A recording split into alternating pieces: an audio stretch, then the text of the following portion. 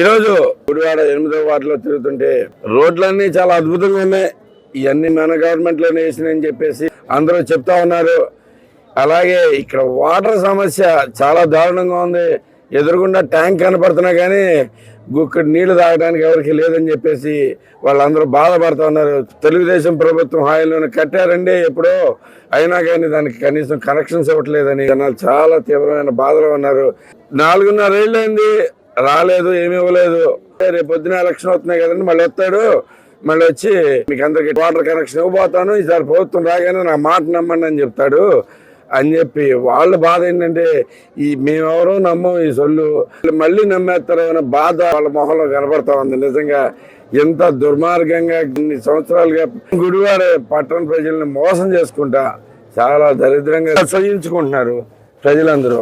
So అలాగే ఇప్పుడు ఎంతమంది కంప్లైంట్ చేస్తున్నారంటే చెత్త బండి గురించి కానీ, హౌస్ ట్యాక్సెస్ గురించి కానీ, ఇటుకో ఇళ్ళు.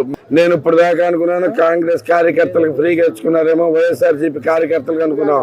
ఇలా రకరకాల ప్రాబ్లమ్స్ అసలు ఎన్ని చూసినా కానీ చెప్పలేకపోతున్నాం. కరెంటు బిల్లులు పెరిగిపోయినాయి, ఇవి పెరిగిపోయినాయి అని చెప్పేసి ప్రభుత్వం మీద తీవ్ర వ్యతిరేకత ఉన్నారు. ఈరోజు ఈ వ్యతిరేకతతోనే చాలా మంది వచ్చి ఈ రోజు టీడీపీలో జాయిన్ అవడం జరిగింది. వార్డు ఇన్ఛార్జీలతో సహా ఎంతో మంది వచ్చి తెలుగుదేశం పార్టీలో జాయిన్ అవడం జరిగింది. వాళ్ళందరినీ సాధారణంగా ఆహ్వానిస్తున్నాం. ఇలాగే వైసీపీ మొత్తం ఖాళీ అయిపోతా ఉంది. ఎందుకంటే వాళ్ళకు కూడా ఏమీ పనులు జరగలేదు అనేది అందరూ గుర్తించారు. ఏ ఒక్కరిని ఈ ప్రభుత్వం కానీ ఇంకా ఈ ఎమ్మెల్యే అయితే అసలు పట్టించుకునే ఉద్దేశంలోనూ లేడు. మన దగ్గర కూడా రాలేము, ఆయన అవైలబిలిటీ కూడా లేదు, ఆయన ఎక్కడ మనకు అందుబాటులో ఉండడు అనేది స్పష్టంగా అందరూ తెలుసుకున్నారు. అలాగే ఒక ఆఫీస్ ఉన్న బాధ్యతగా సమాధానం చెప్పేవాళ్ళు లేరు. ఒక సమస్య వస్తే ఎవరికి చెప్పుకోవాలి అనేది కూడా ఎవరికి తెలియట్లేదు. ఇలాంటి ఆవేదన ఈ 4 రోజుల నుంచి గుడివాడలో తిరుగుతుంటే జనాల ఆవేదన అంతా ఇంత కాదు. ఈ మొత్తాన్ని తీరుస్తాం.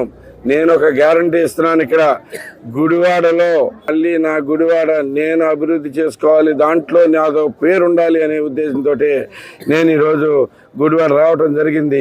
అలాగే అందరికీ ఒక హామీ ఇస్తున్నాను, ప్రతి సమస్యని చెప్పుకుంటానికి ఒక ఆఫీసు, ఒక ఫోన్ నెంబరు అన్నీ ఇచ్చి ఏ రోజైనా కానీ ఆ సమస్య గురించి కాల్ చేస్తే ఎంతవరకు వచ్చింది, ఏం చేశాము, ఆ సమస్యను ఎలా పరిష్కరించగలమని చెప్పేటట్టుగా ఒక మంచి ఆఫీస్ ఓపెన్ చేసి ఉంచుతానని చెప్పి అందరికీ తెలియజేస్తా ఉన్నాను.